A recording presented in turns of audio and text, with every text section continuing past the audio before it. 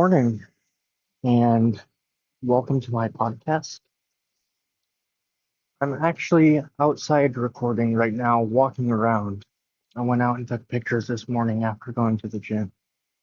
And I just came to a spot kind of dear to me. This spot is somewhere that my dog took me um, when I was dead. I remember before I came to at Harborview Medical Center in the Burns unit,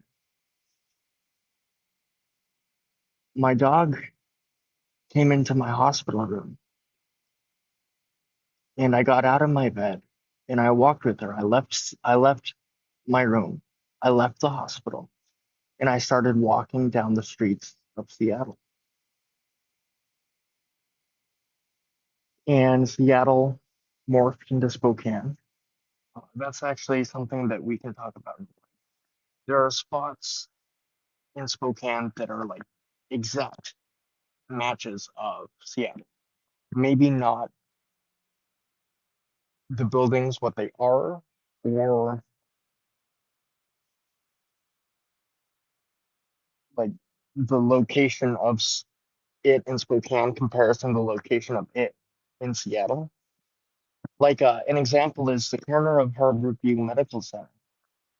There's a bench that employees can go rest on. And that area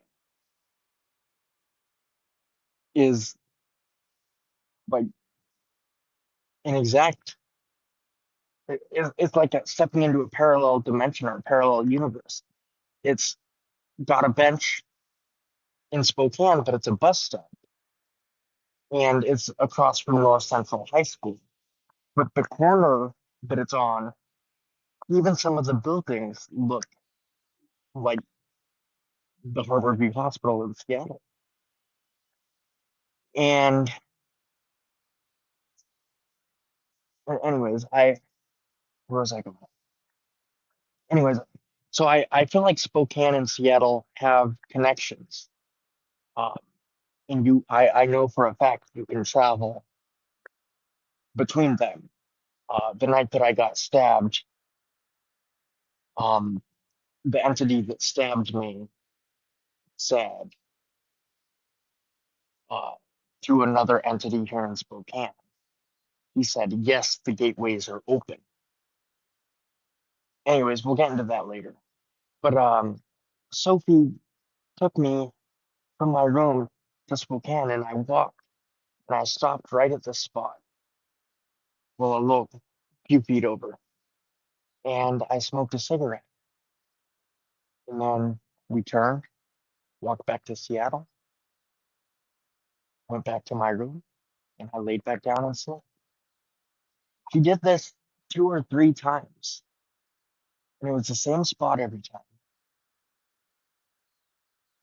And Seattle morphed into Spokane at different spots, but you have to remember I had never walked the streets of Seattle.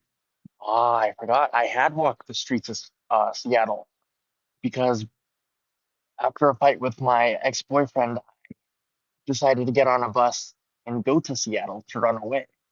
And we'll have to talk about that in another episode. But the spot, let me describe it to you. It's on the edge of Spokane River, past the falls. And I'm not sure what you would call it, but the riverbanks are away from city. It's like, it looks almost like a dog run. I see trails. I'm not sure if you're supposed to go down. And then there's a little, looks like maybe a little cave inlet in the mountain. I still haven't figured out what the spiritual significance of cigarettes are. People said they're torches. I believe that, and this could be wrong, I believe that they might carry a message when you smoke. An old native belief, or at least I was told it's an old native belief, is that if you write a letter and set it on fire, Um, it carries the message to the intended person when they need it. And perhaps it's the same with, or similar with a cigarette, but what you're thinking about, or what your intent is, what your soul's intent is, or what your subconscious intent is, or maybe just what your intent is carried in that smoke. Now they are called torches, and I haven't figured out what that means, but I do know if I'm discussing something with somebody, if I light a cigarette and then I point it at them and smoke it, they speak the truth, and it's as though they would speak truths that they might not have before.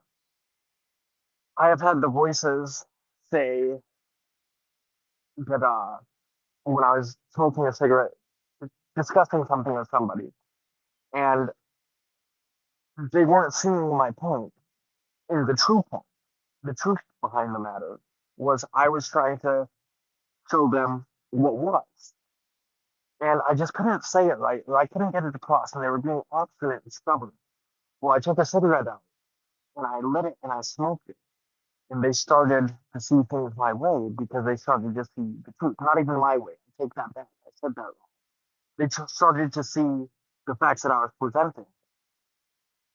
And voices let me know, well, what they said is, oh, he's a true. I think that means like smoking a cigarette gets the truth out.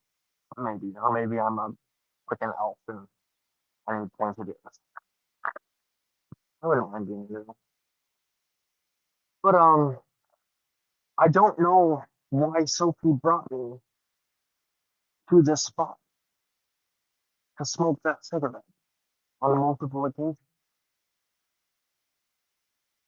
Spokane Comedy, or Spokane, the Spokane Club is apparently a fitness center. I just asked a gal walking by. And I wonder, like, I wonder if somehow the energy they put into that building helped me heal.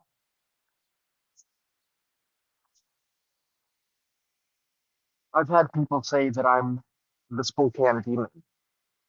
And it makes me think, like, what if they're part of an old Spokanese cult and they worship this demon and they they brought me back to life and they gave me the strength I needed to come back to Spokane. I don't know. That's just it might be crazy, but it might actually be.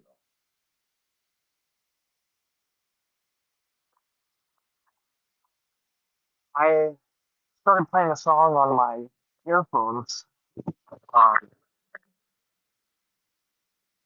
when I got here to smoke this cigarette, and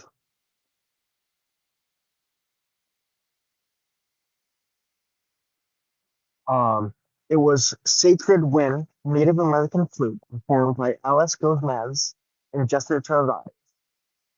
And the first song I played was "Magic Melody," and it was not on shuffle, and it skipped a couple songs and went to morning. And I find it fitting because it's morning. It is the morning time, and it's just funny how the algorithm of of the music I play truly does just it's serendipitous. I'd say coincidental, but I feel like things like that aren't coincidental. There's two ways I can either look at I can either look at that happening. I can look at it from the technological standpoint, saying that uh, whoever is picking the music is listening to me and spying on me, and yada yada yada. Or I can look at it in the sense that the spirits do live even in technology. We'll discuss this more later on, but I have to urinate, and I'm outside, and there's you. Anyways, thanks for joining, and goodbye for now.